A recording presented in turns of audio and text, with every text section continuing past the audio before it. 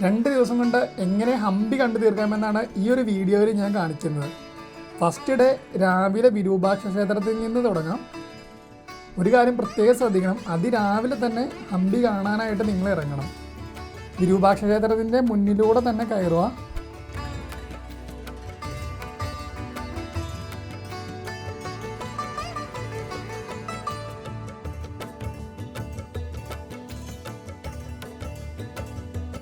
ക്ഷേത്രത്തിൻ്റെ ഉള്ളിലെ കാഴ്ചകളെല്ലാം കണ്ടതിന് ശേഷം ക്ഷേത്രത്തിൻ്റെ പുറകിലൂടെയുള്ള ഈ ഒരു കവാടം വഴി ഇറങ്ങുക. ഇത് നേരെ ചെല്ലുന്നത് ക്ഷേത്രക്കുളത്തിലേക്കാണ്. ഇവിടുത്തെ കാഴ്ചകളെല്ലാം കണ്ടതിന് ശേഷം കുളത്തിൻ്റെ അരികിലൂടെ തന്നെ നടന്ന് ക്ഷേത്രത്തിൻ്റെ മുന്നിലേക്ക് എത്താം. അടുത്തത് നമ്മൾ പോകുന്നത് ഹേമകൂടം ഹിൽസിലേക്കാണ്. വിരൂപാക്ഷ ക്ഷേത്രത്തിൻ്റെ ഈ തൊട്ടടുത്തുള്ള ഈ വഴി നേരെ കയറി ചെല്ലുന്നത് ഹേമകൂടം ഹിൽസിലേക്കാണ്. വിശാലമായ ഒരു പാറയുടെ മുകളിൽ വലുതും ചെറുതുമായ കുറേ ക്ഷേത്രങ്ങൾ, അതാണ് ഹേമകൂടം ഹിൽസ്. അതുപോലെ ഈ പാറയുടെ മുകളിൽ നിന്ന് വിരൂപാക്ഷ ക്ഷേത്രത്തിൻ്റെ ഒരു കിഡിലും വ്യൂവും നമുക്ക് കാണാം. ഹേമകൂടം ഹിൽസിലേക്ക് കയറാനായിട്ട് 2 വഴികൾ ഉണ്ട്.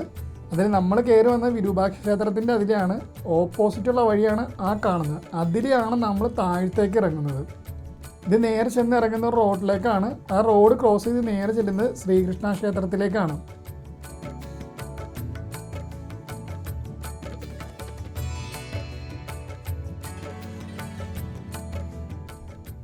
ഈ ക്ഷേത്രം എല്ലാം കണ്ടതിന് ശേഷം അവിടെ നിന്ന് പുറത്തേക്ക് ഇറങ്ങിയിട്ട് നേരെ നോക്കുന്നത് കൃഷ്ണ ബസാറിലേക്കാണ്. ഇനി ഇവിടുന്ന് നേരെ പോയി കൃഷ്ണ ബസാറും അതിൻ്റെ തൊട്ടടുത്തുള്ള കുളവും കാണാം.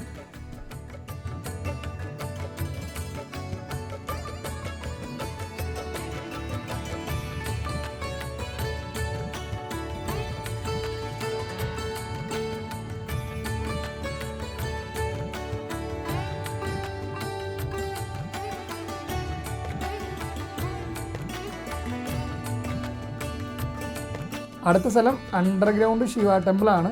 ഇവിടെ നിന്നൊരു 1/2 കിലോമീറ്റർ ദൂരമുണ്ട് അങ്ങോട്ട്. നടന്നു പോകാൻ പറ്റാത്തവർ ഈ ക്ഷേത്രത്തിൻ്റെ മുന്നിൽ നിന്ന് തന്നെ ഓട്ടോറിക്ഷ കിട്ടും. ഇവിടെ നിന്ന് നേരെ ഓട്ടോ വിളിക്കുക, നേരെ അണ്ടർഗ്രൗണ്ട് ശിവ ടെമ്പിളിൻ്റെ അവിടെ ഇറങ്ങുക. ഇതാണ് അണ്ടർഗ്രൗണ്ട് ശിവ ടെമ്പിൾ.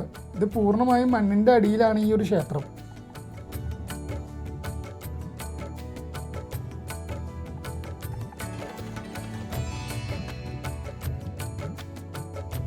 ഇനി ഇവിടെ നിന്ന് അങ്ങോട്ടുള്ള കുറേ സ്ഥലങ്ങൾ നടന്ന് തന്നെ കാണാനുള്ളതാണ്. ഇനി ഇതിൽ നടന്ന് നേരെ ചെല്ലുന്നത് ഹംപിയുടെ ഭരണകേന്ദ്രമായ റോയൽ എൻക്ലോഷറിലേക്കാണ്.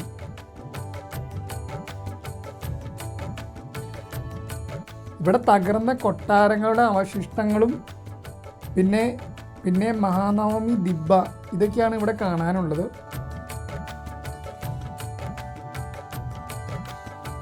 ഈ 3 നിലകളിലുള്ള ഈ ഒരു സ്ഥലത്ത് വെച്ചാണ് രാജാവ് വിശേഷ ദിവസങ്ങളിൽ ആഘോഷങ്ങളിൽ പങ്കെടുത്തിരുന്നത്.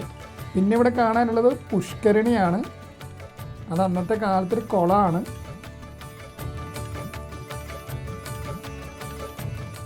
ഇനി ഇവിടെ കാണാനുള്ളത് രാജാവ് രഹസ്യയോഗങ്ങളൊക്കെ കൂടിയിരുന്ന സീക്രട്ട് ചെയറാണ്.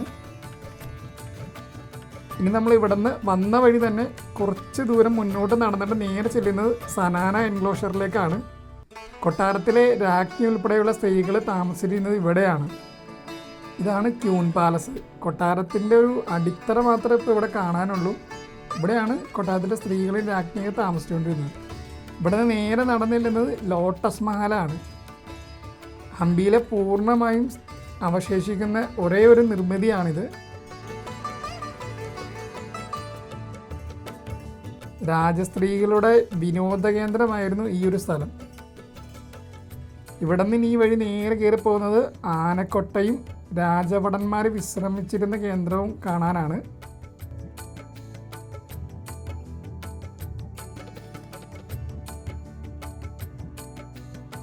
ഇനി നേരെ നടന്നു ചെല്ലുന്നത്, നമ്മൾ വന്ന വഴിയിലൂടെ തന്നെ നേരെ നടന്നു ചെല്ലുമ്പോൾ ഹസാരാരാമ ക്ഷേത്രവും ഈ ഒരു വഴിയിൽ തന്നെ നമുക്ക് കാണാനുണ്ട്.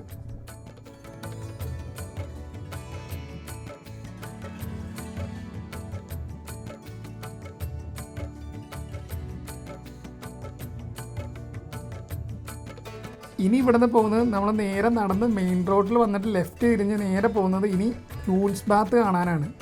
വിജയനഗര സാമ്രാജ്യത്തിലെ രാജ്ഞിമാർ കുളിച്ചിരുന്നൊരു സ്ഥലമാണിത്. ഇത് നടക്കാവുന്ന ദൂരം തന്നെയാണുള്ളൂ.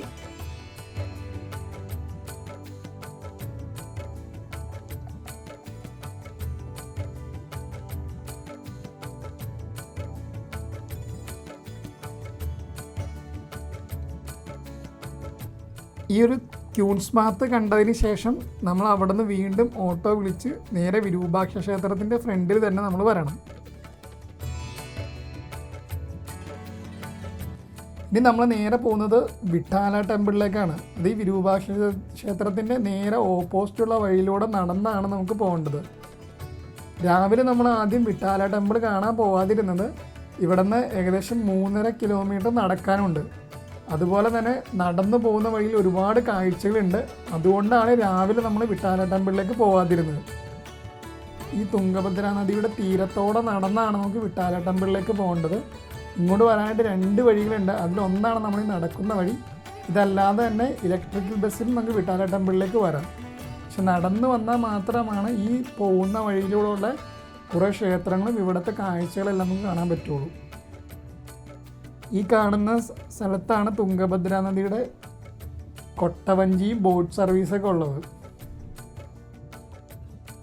ഈ പോകുന്ന വഴി തന്നെ ചെറിയൊരു ചായക്കടയൊക്കെ ഉണ്ട്. അവിടെ നിന്ന് ചായയും കുപ്പിവെള്ളം എല്ലാം കിട്ടും.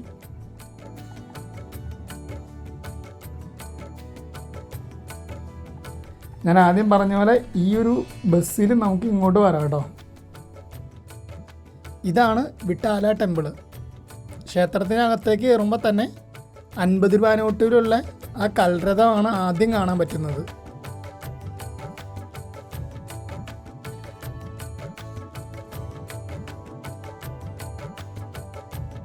അതുപോലെ ഇവിടെ കുറേ സംഗീത തൂണുകളെല്ലാം കാണാം.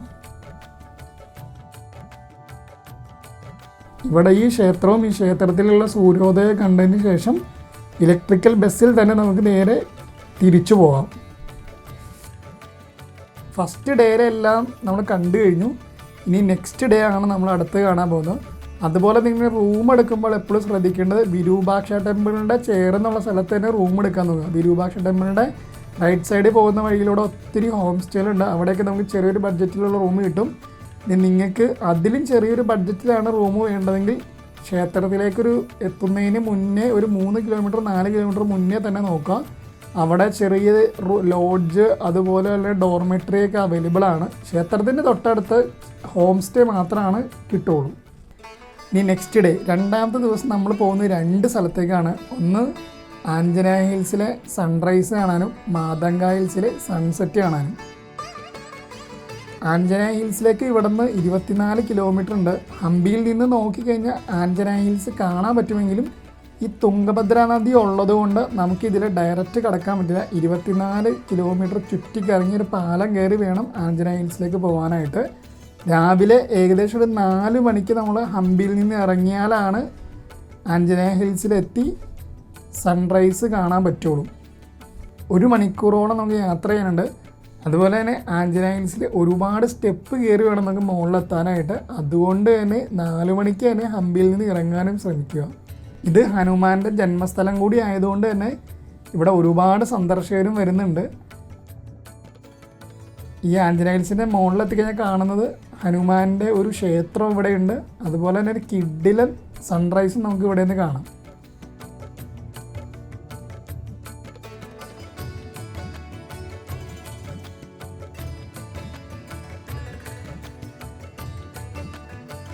ഈ സൺറൈസ് എല്ലാം കണ്ടതിന് ശേഷം നമ്മൾ നേരെ തിരിച്ചിറങ്ങി നമുക്ക് നേരെ റൂമിൽ പോയി റെസ്റ്റ് എല്ലാം കഴിഞ്ഞതിന് ശേഷം 3 മണിക്ക് ഇതുപോലെ തന്നെ വീണ്ടും വിരൂപാക്ഷ ക്ഷേത്രത്തിൻ്റെ മുന്നിലെത്തണം. ഉച്ച സമയത്തെ വെയിൽ ഒഴിവാക്കാൻ വേണ്ടിയാണ് നമ്മൾ ഇങ്ങനെ സമയം പ്ലാൻ ചെയ്യുന്നത്. 3 മണിക്ക് നിങ്ങൾ നേരെ വിരൂപാക്ഷ ക്ഷേത്രത്തിൻ്റെ മുന്നിലെത്തി നേരെ മുന്നിലേക്ക് നടക്കുക.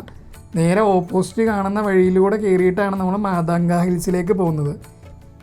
ഈ കല്ല് കയറിയുള്ള ഈ സ്റ്റെപ്പ് വഴിയാണ് നമ്മൾ ഇങ്ങോട്ട് മാതംഗ ഹിൽസിലേക്ക് പോകേണ്ടത്. ഈ പോകുന്ന വഴിയിൽ തന്നെ അച്യുതരായ ക്ഷേത്രവും അച്യുതരായ ബസാറും അതുപോലെ പുഷ്കരണി എല്ലാം കാണാൻ പറ്റും.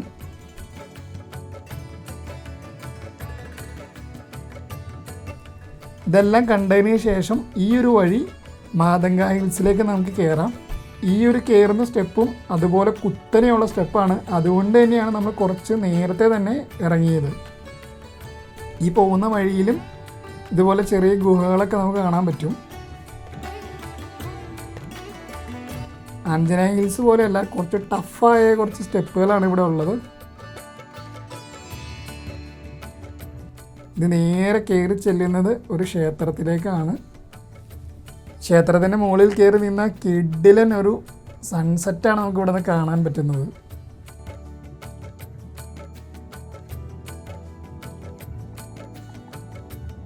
ഇങ്ങനെ 2 ദിവസം കൊണ്ട് ഏകദേശം നമുക്ക് ഹംപി കണ്ടു തീർക്കാം. ഹംപിയുടെ വീഡിയോ കാണണമെങ്കിൽ എൻ്റെ യൂട്യൂബ് പേജിൽ പോയി നോക്കിയാൽ ഹംപിയിലെ വീഡിയോസ് കിടക്കുന്നുണ്ട്. അടുത്തൊരു വീഡിയോയുമായി വീണ്ടും കാണാം. It's me ആദു.